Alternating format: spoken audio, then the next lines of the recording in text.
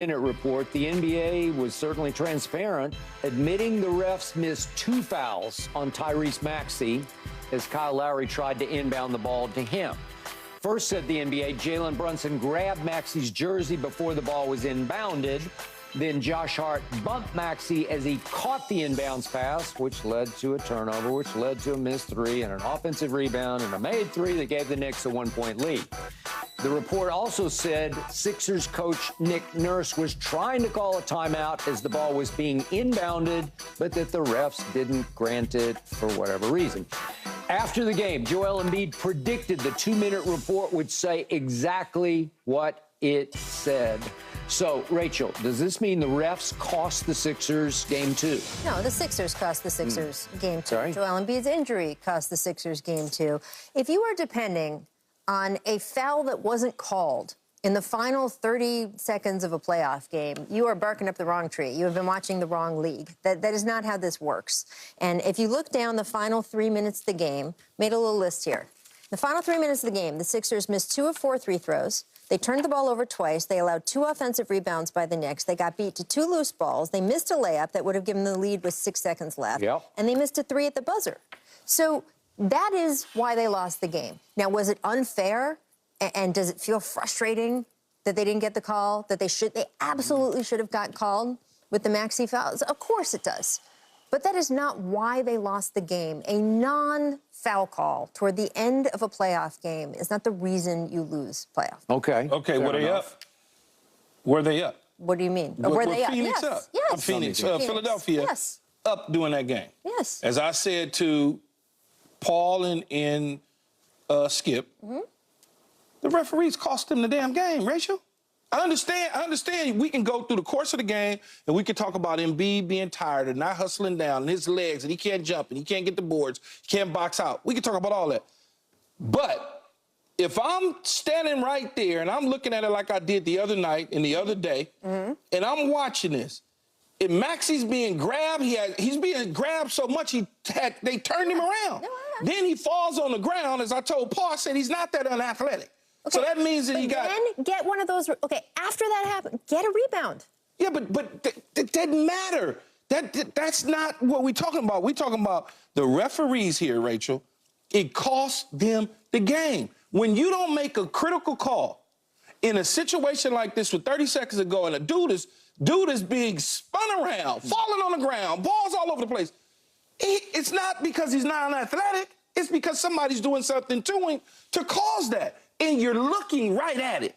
Like you're looking at it. It's not like it's happening over here and you're looking over there. They're literally staring at him. Now you got 2 coaches on the sideline, as I said to Skip and Paul the other day. They're calling timeout. They said, no, he's calling timeout when the ball is loose. He's calling timeout when Maxey's on top of the ball. He tried twice. The second time... 2 coaches tried it. I understand. And they decided to just not pay attention to it. I understand exactly what you're saying of the sequence of events for the last several minutes of the game. But when we get down to the last 30 seconds of that game, the referee should be locked in just like the players. And their job is to get it right, not to get it wrong. Because if you got it wrong, if you got it right, you wouldn't have to issue statements. Right. So just get it right. Okay, but Tyrese Maxey missed a layup.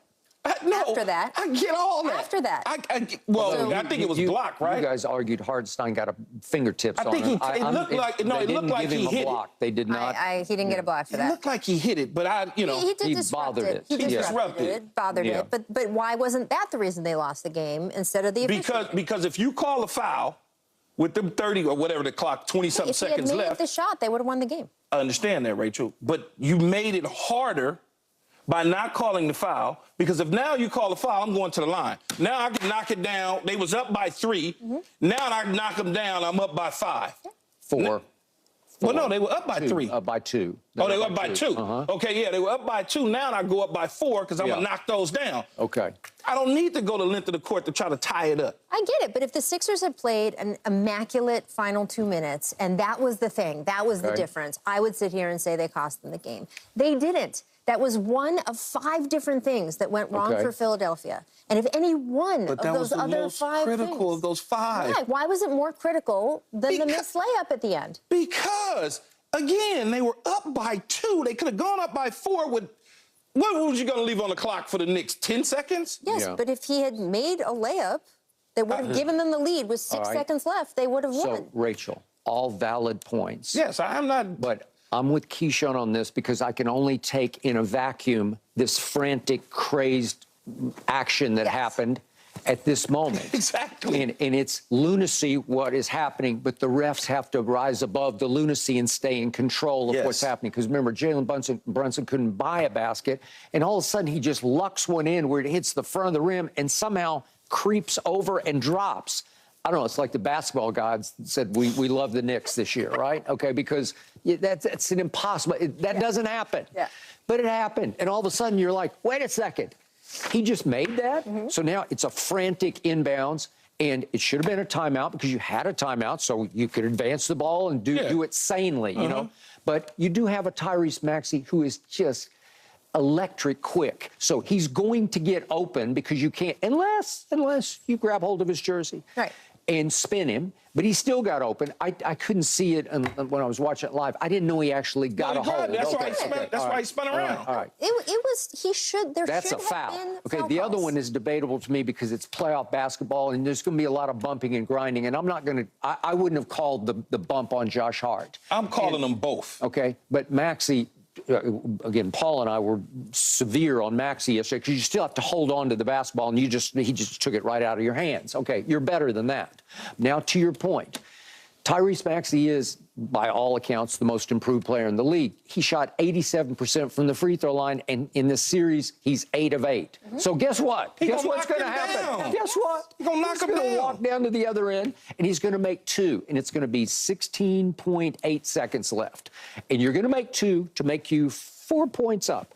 And now they're going to get the ball back. Could miracles occur? Sure, Absolutely. they could. Yeah. Yes, they Pull could. 3, get fouled, 4-point play, all that could happen. But I'm going to like. I'll take my chance. I'm going to like Philly's chances a whole lot in that situation because they are the superior team. And I think if they sort of regain control of the game up 4 with 16 seconds left, I think they can close that deal. I just believe they would. Okay, I agree. I agree that they would have won if that had happened. I agree they got screwed, that the officiating was not what you'd want it to be in those 30 seconds. All of those things are true. But you have to convince me why that moment and could have been is more important than the other 4 could have beens for the Sixers that would have also given them win. Because I can play out a sequence with these other mistakes they made where if they hadn't made them, that they would have gotten the win anyway. It took all of these different things plus the missed call. Fair, all fair. No, it's not that you're not fair. The reality of it is, all of those things that you mentioned is in the past. We're only. It's in the past. No, it was in the past leading up to. Not all of them. Every last one, except the Maxey, except the Maxey to the cup at the last minute. And they missed a 3 at the buzzer. Now that was more of a. Yeah, I get it. I'm just. He double clutched that. He was just like. No, it's too far. I'm going. He is capable. He is capable. But you could tell he wasn't sure. Yeah, he didn't have a lift. He just shot it. Which comes back to that's another reason that they lost. I mean, look, Joel Embiid, there was a point in the fourth quarter where he's running back up the court to get back on defense, and he actually hops. Yes. Because he cannot run steadily on that leg. I understand. He does not have the lift on his shots, his long-range shots.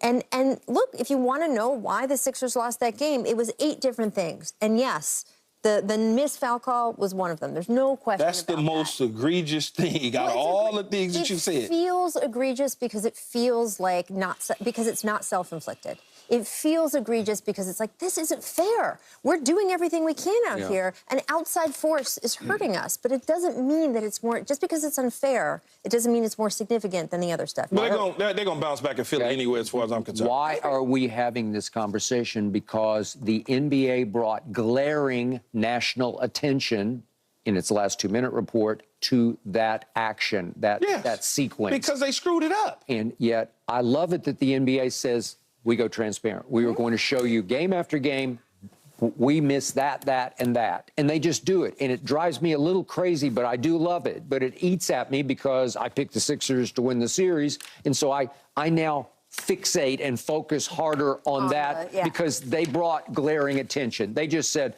oh, we blew that, and we blew that, and we blew that. Oh, well, then the Sixers should have won. It's easier for all of us to jump on that because they opened the door, right? The door was already open for me. I saw it when it I was happened. going to say, I think so many people talk about this stuff already. I think the final 2-minute report is genius on the NBA's part. And I look at your league, Keyshawn. Yeah. The image that will forever be in my head is Was the the one Saints. referee like this and the other referee like that at the touchdown. It was, my God, it was probably 10 years ago, but it was on the cover of Sports Illustrated. It was so egregious. Is that you have mistakes made. Seahawks, Packers. Yes, exactly. That's exactly it. The Hail Mary Yep. deal. And you had the this and the that, and the two refs next to each other. Oh, It was we a had year the of bad Des Carter officiating. game and a playoff game No at one Green can, Bay. no one's talking about No, but Dez. the referee says the touchdown. Cowboys. Skip. My Touchdown. point is that Touchdown. the NFL, when He those really officials make scored. mistakes, the league office often is silent in a way of basically saying, We gotta hey, protect the shield. protect the shield, Yeah, right? The absolutely. NBA being candid about this kind of stuff, to me, and by the way, players hate the 2-minute report also because they just find it very frustrating. But to me, as someone watching the game, especially as gambling is now more and more a part of all of these sporting events, it is showing a transparency. It is not saying, hey, we're pretending we're smarter than you, the fan. We're going to be honest about what we did wrong. And therefore, by the way, when we said we do it right, and there are plenty of times where there's just as big a controversy as there was after the Sixers-Knicks game, and they go back and they say, actually, that was the correct call. Yeah. I'm more likely to believe them because I know they're admitting their mistakes. The worst one ever in the history of sports, ever, is the New Orleans Saints pass interference. That's the worst one. It's just You're in the middle of the field, a 100-yard field, in the middle, and you're the referee that's looking right at it. It's almost like he went blind or he had a